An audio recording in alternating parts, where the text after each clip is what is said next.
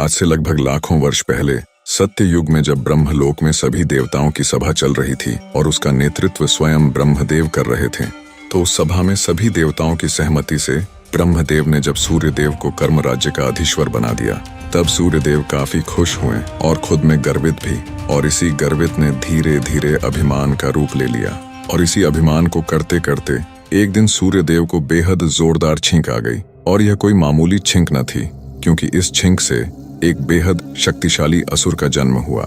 इसके बाद सूर्यदेव भी सोच में पड़ गए कि आखिर उन्हें छींक कैसे आ गई, जबकि देवताओं को इस प्रकार की कोई भी समस्या नहीं होती। फिर वह असुर सूर्यदेव को बिना एहसास दिलाए सूर्यलोक से बाहर निकलकर ब्रह्मांड के अंधेरे में भटकने लगा, जिसके बारे में शुक्राचार्य को आभास हो गया और वे तुरंत ही उसके समक्ष प्रकट हुए। फिर शुक्राचार्य ने उसके स्वभाव के अनुसार उसे एक नई पहचान दी और उसका नाम रखा अहंतासुर। साथ ही उसे एक नया लक्ष्य भी दिया, जिसके दौरान अहंतासुर को सैकड़ों वर्षों तक श्री गणेश की तपस्या करनी थी, जिसके लिए अहंतासुर सहमत हो गया और उसे शुक्राचार्य ने सब कुछ समझाकर पृथ्वी के ही एक शांत वन में तपस्या के लिए भेज दिया। जिसके बाद अहंतासुर श्री गणेश को प्रसन्न करने के लिए उनकी तपस्या में लिप्त हो गया और फिर तपस्या करते करते सैकड़ों वर्ष बीतने लगे, पर फिर भी श्री गणेश प्रकट न हुए। जिसके बाद अपने गुफा में बैठे शुक्राचार्य काफी चिंतित होने लगे। जिसके बाद शुक्राचार्य ने महादेव का ध्यान किया और महादेव को सारी बात बताई। फिर महादेव ने शुक्राचार्य को सही समय आने तक प्रतीक्षा करने का सुझाव दिया। जिसके बाद शुक्राचार्य निश्चिंत हो गए और समय यूं ही बीतता गया। फिर सैकड़ों वर्ष की जगह लगभग 1000 वर्ष बीत गए, लेकिन अहंतासुर विचलित न हुआ और यूं ही तपस्या में लीन रहा। और आखिर में वो दिन आ ही गया जब श्री गणेश अहंतासुर से प्रसन्न होकर प्रकट हुए। जिसके बाद अहंतासुर ने शुक्राचार्य के कहे अनुसार श्री गणेश से बेहद शक्तिशाली वरदान मांग लिया, जिसमें उसने किसी भी देवता, गंधर्व, जानवर या मनुष्य से कभी भी पराजित न होने का वर मांग लिया और भी कई असीमित शक्तियां भी मांग ली। जिसके जवाब में श्री गणेश ने अहंतासुर को खुद श्री गणेश के सिवाय किसी और से न हारने का वर दे दिया और कहा तथास्तु। इतना कहकर श्री गणेश अंतर्धान हो गए। जिसके बाद अहंतासुर खुशी के मारे ठहाके लगाने लगा और फिर उसने अपने अर्जित वरदान को वहीं जांचना शुरू कर दिया, जिन्हें देख उसकी आंखें वहीं फटी की फटी रह गईं। इसके बाद अहंतासुर असुरों के गुरु शुक्राचार्य के सम्मुख प्रकट हुआ और उन्हें सारी बात बताई।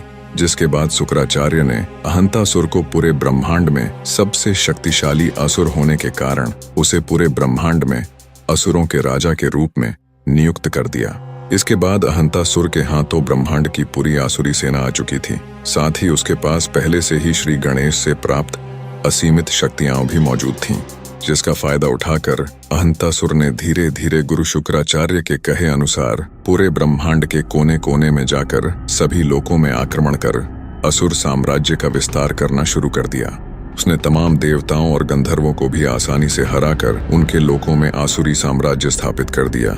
ऐसे ही आसुरी साम्राज्य का विस्तार करते करते समय गुजरता गया और समय के अनुसार अहंतासुर और भी ज्यादा ताकतवर बनता गया। साथ ही उसका अभिमान भी बढ़ता गया और एक दिन उसने स्वर्ग लोक पे भी आक्रमण कर सभी देवताओं को एक साथ में परास्त कर दिया। जिसके बाद सभी देवता अहंतासुर के डर से स्वर्ग से भागने पर मजबूर हो गए और फिर अहंतासुर ने स्वर्ग लोक को भी अपने अधीन कर लिया। फिर समय के अनुसार अहंतासुर ने शुक्राचार्य की भी बातें माननी छोड़ दी, क्योंकि उसका अभिमान 7वें आसमान में पहुंच चुका था। और इसी प्रकार धीरे धीरे पूरे ब्रह्मांड में अहंतासुर को अभिमानासुर के नाम से भी जाना जाने लगा। और उस समय पूरा ब्रह्मांड अभिमानासुर के नाम मात्र से ही कांप उठता था। अभिमानासुर यानी कि अहंतासुर ने ऋषि मुनियों को भी त्राही त्राही करने पर मजबूर कर दिया। उसने पृथ्वी को भी नहीं बख्शा।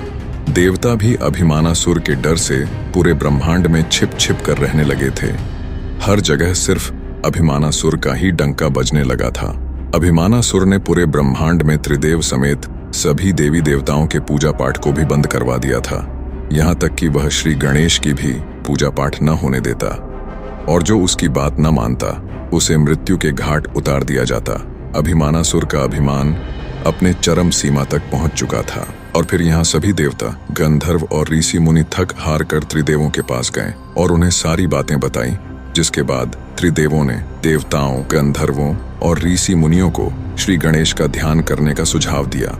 इसके बाद समस्त देवता समेत गंधर्व और ऋषि मुनि पृथ्वी के एक शांत वातावरण में जाकर श्री गणेश की आराधना करने लगे। फिर कई वर्षों तक आराधना करने के बाद श्री गणेश प्रकट हुए, जिसके बाद सभी ने श्री गणेश को अभिमानासुर के दुष्कर्मों के बारे में बताया और उसे दंडित करने के लिए प्रार्थना करने लगे। फिर श्री गणेश ने सभी देवता, गंधर्व और ऋषियों को अभिमानासुर को दंडित करने का आश्वासन दिया, जिससे कि सभी निश्चिंत हो गए। फिर श्री गणेश ने अभिमानासुर को स्वप्न में आकर दर्शन भी दिए और उसे समझाया भी, लेकिन इसके बावजूद भी अभिमानासुर ने अपने अत्याचार को पूरे ब्रह्मांड में यूं ही जारी रखा। जिसके बाद श्री गणेश के अंदर एक क्रोध जगा और उस भयंकर क्रोध में श्री गणेश ने विकराल धूम्रकेतु अवतार ले लिया और फिर वे निकल पड़े अभिमानासुर का अभिमान तोड़ने। जब अभिमानासुर बचे खुचे ब्रह्मांड के राज्यों पर विजय प्राप्ति का षड्यंत्र रच रहा था, तभी वहां अभिमानासुर को कुछ गड़बड़ होने का एहसास होने लगा, क्योंकि उसका पूरा असुर लोक कांपने लगा था, जैसे कि कोई भूकंप आ गया हो। इसके बाद वहां धूम्रकेतु अवतार का आगमन हो गया, जिसे देख सभी असुर थड़ थड़ कांपने लगे और अभिमानासुर तो जैसे बौखला उठा। यह देख अभिमानासुर हक्का बक्का हो गया। वह श्री गणेश को इस अवतार में देख समझ गया कि बिना युद्ध के और कोई बचने का रास्ता नहीं है।